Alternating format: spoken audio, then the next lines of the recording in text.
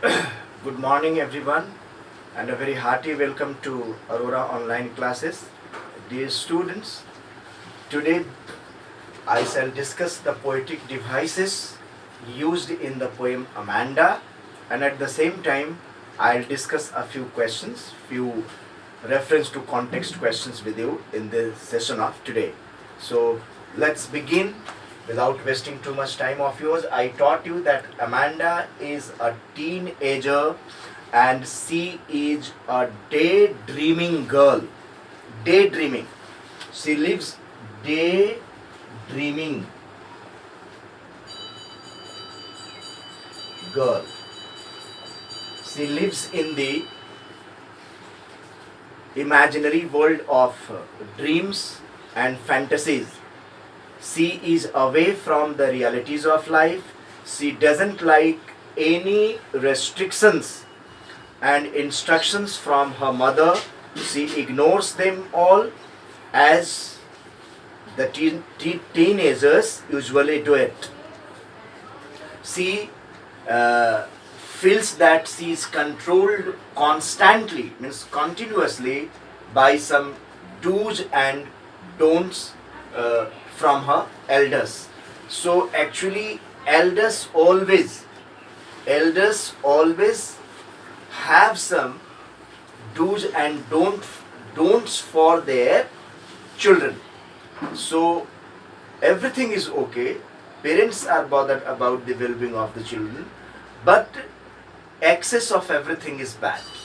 Excessive, excessive parental restriction does not allow any child to blossom fully and freely. So, in order to grow a child, or I would say, for the all round development of a child, conducive atmosphere is needed, parental care and love is needed, but it should not be extreme. Number one. Number two, parents should not impose their wishes and ways on the children.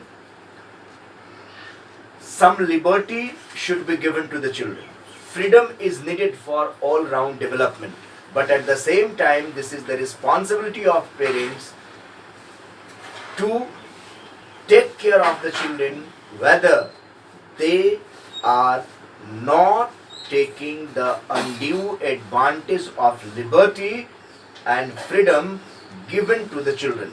Children should not make the undue advantage of freedom that they get from their parents.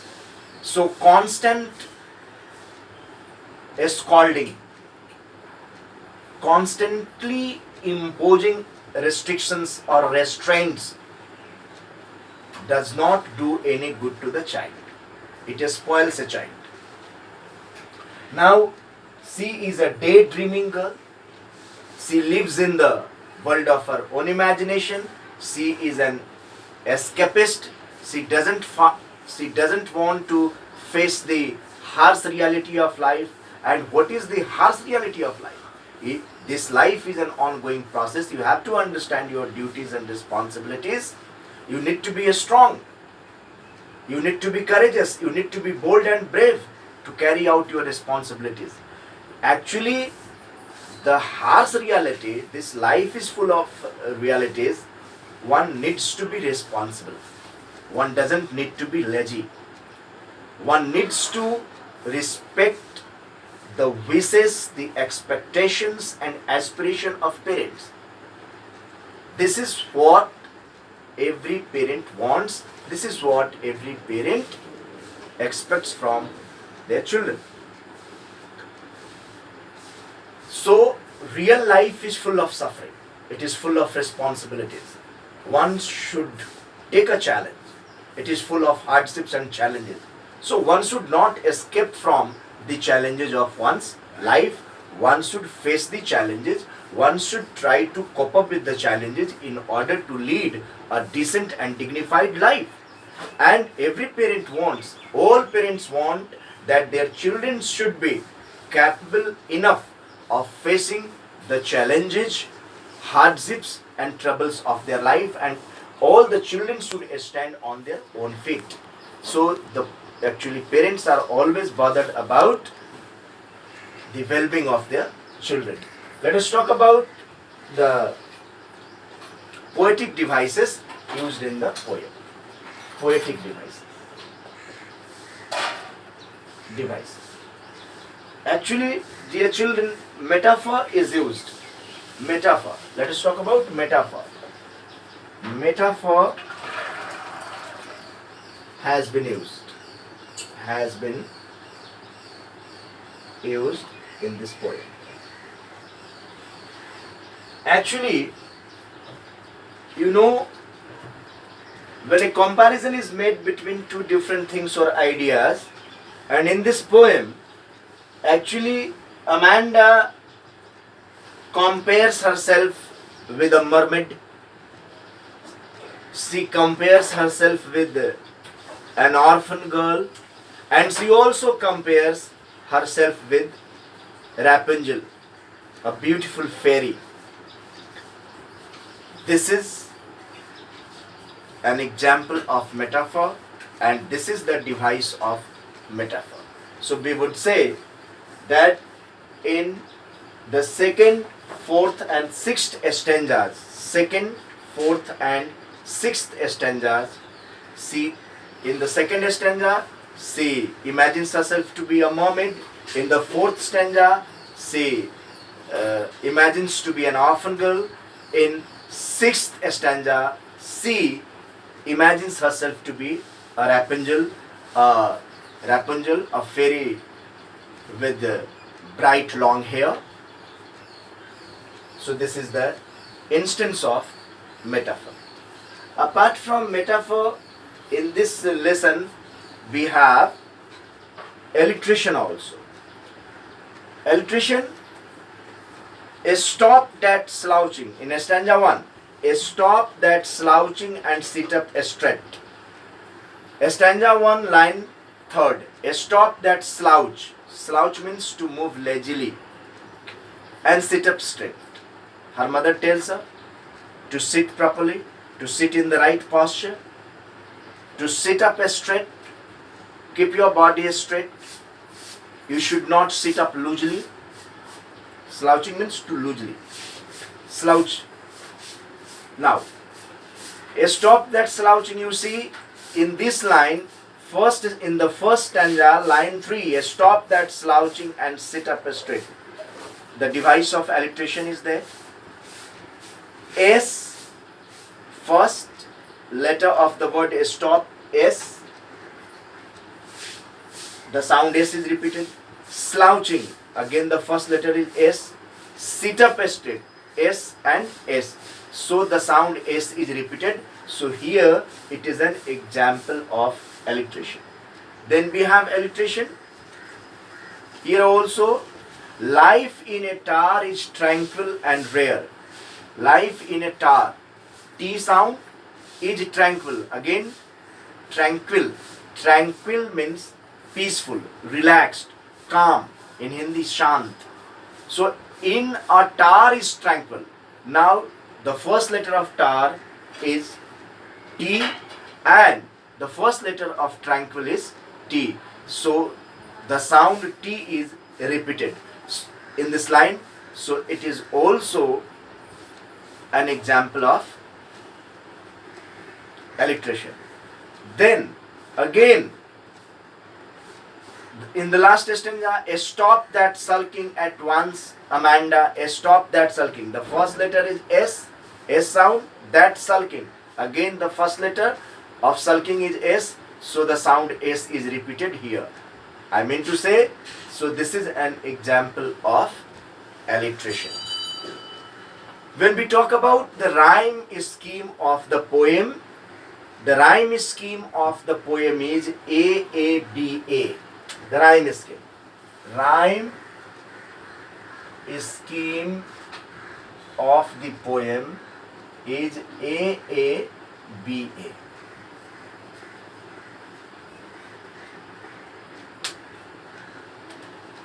Dear students, one more thing I would say, then there is anaphora. I taught you earlier, anaphora. Anaphora means the repetition of the same word or expression at the start of some successive lines or successive clauses. Means when the lines of the poem, one line, line 2, line 3, line 4, line 5, when the lines of the poem begin with the same word, when the lines of the poem begin with the same word, that is an example of anaphora. So we have anaphora also. Anaphora.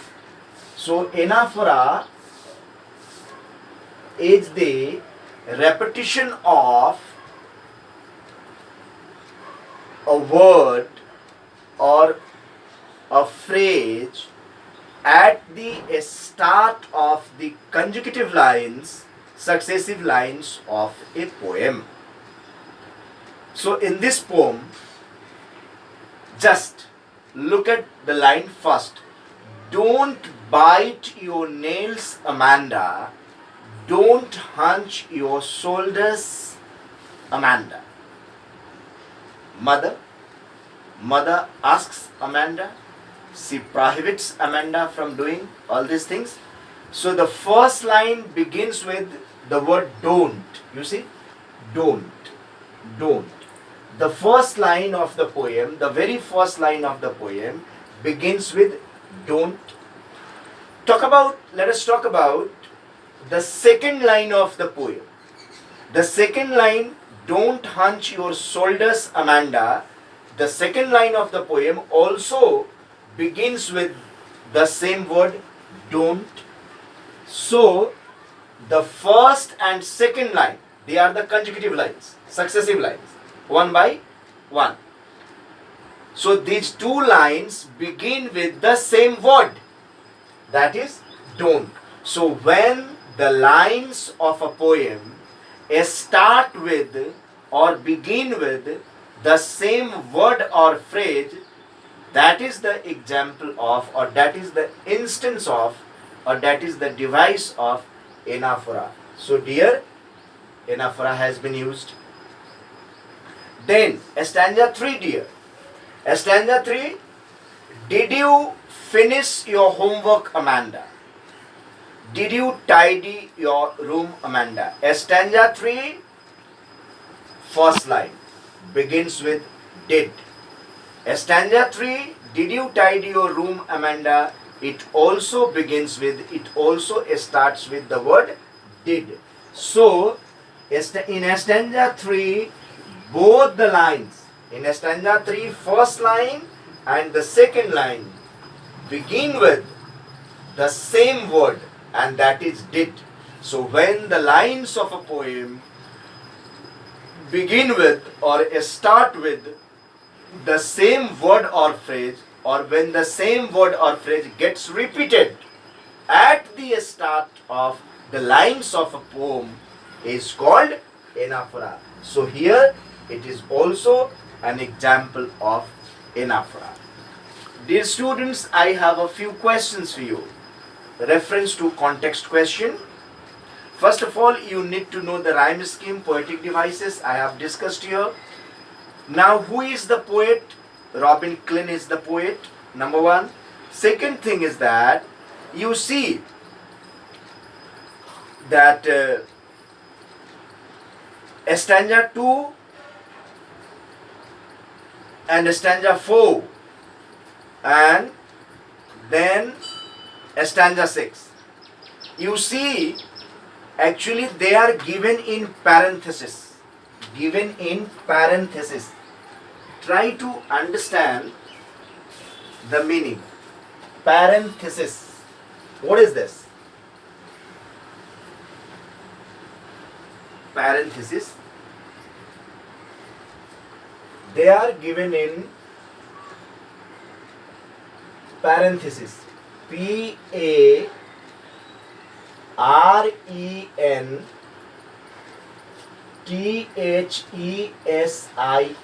parenthesis, and this is in stanza 2, then 4, and then 6. Parenthesis means they are separated from the lines of main speaker. They are in brackets. For your convenience, let me explain it to you. For that they are given in parenthesis means they are given in brackets. So if they are given in brackets, it means that they are not the lines of the speaker. They are not the lines of the speaker. They are cut off from the speaker's line. They are not spoken by the speaker. And who is the speaker? Amanda's mother is the speaker. And you know, these lines are given in the bracket. You see, there is a languid emerald sea. It is in the bracket. I am an orphan roaming the street. It is in bracket. Then I am Rapunzel. It is in bracket. They are in brackets. They are separated from the lines of the main speaker, cut off from the lines of the main speaker. So this is called parenthesis. So why are these lines given in parenthesis? Actually, they are not spoken by the speaker. There is a change in narration. Who narrates? The lines given in parenthesis are narrated by, are felt by, are said by Amanda, the daughter. She is a daydreaming girl. So they are not spoken by the speaker. There is a change in narration. And these stanzas tell us the thoughts of a daydreaming girl. And who is a daydreaming girl? Who lives in the world of imagination? Who lives in the world of dreams? Who is a daydreamer? Amanda is a daydreamer. She lives in the world of dreams.